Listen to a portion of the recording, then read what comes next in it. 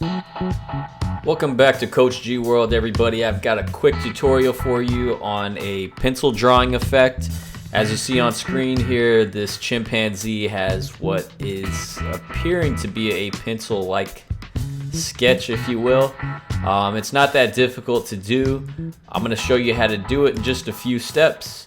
So in this new document with whatever image you decide to use, first thing I want to do is duplicate the background layer. So with the background layer selected, I will click and drag down to this plus box to create a copy of the background.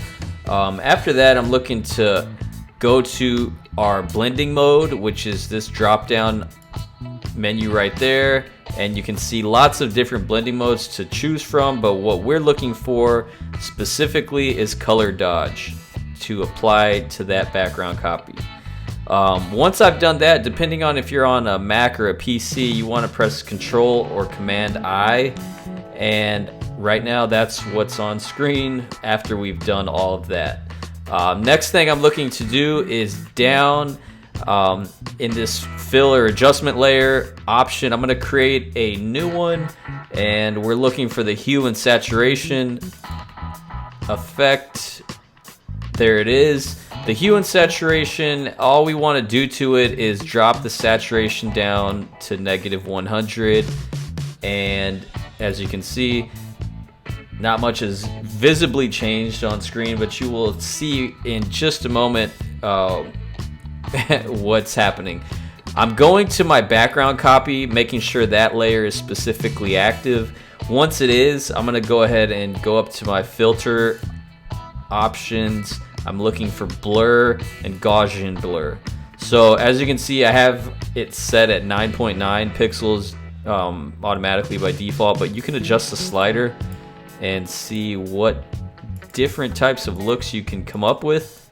Some really enhance the effect, but we'll just leave it at around that 9.7, whatever it is, that's fine.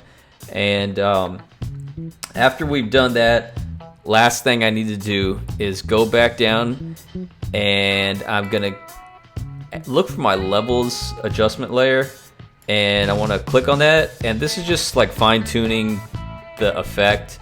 I can just click on this slider, this black portion, and bring it in, and if you look on screen, it's a subtle change, so it's not going to drastically change your effect, but it does add a little to it. So if I hide the layer visibility on what I just did with that levels layer, you will see how that affected it. So let me hide it, and let me add the layers, or the levels adjustment layer back on, and you can see a noticeable difference.